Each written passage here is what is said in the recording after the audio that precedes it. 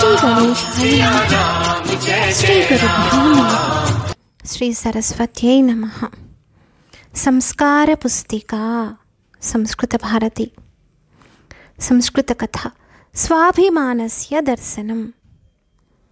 एकः गोपालः आसीत्।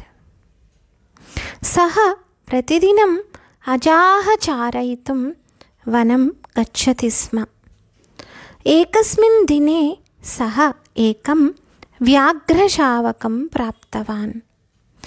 तं स्वीकृत्य गृहम् आनीतवान्। अजादुग्धेन तस्य पोषणम् आरब्धवान् च। गोपालः अजाभिः सह तं शावकं प्रतिदिनं वनं नयति स्म। व्याघ्रशावकः अजाभिः सह वसन् अजाः इव ध्वनिं करोति स्म। एकस्मिन् दिने यदा गोपालः वने अजाः चारयन् आसीत् तदा कश्चन व्याघ्रः तत्र आगतवान्। तं दृष्ट्वा सर्वाः अजाः भीताः अभवन्। तावता व्याघ्रः अजानां मध्ये एकं व्याघ्रशावकं दृष्टवान्।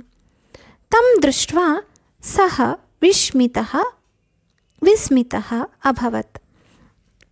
यदा व्याघ्रः तं शावकं धृतवान् तदा सः अजानां ध्वनिसदृशं ध्वनिं कृतवान्।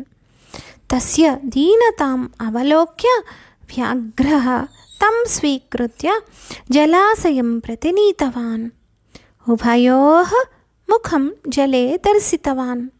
त्वम् अजः न अपि तु व्याघ्रः इति व्याघ्रः शावकं बोधितवान्। स्वयम् उच्चैः गर्जनं कृतवान्। तं शावकं गर्जनं पाठितवान् च। ततः उभौ अखेटं कर्तुं वनं गतवन्तौ। धन्यः अस्मि। स्वस्ति।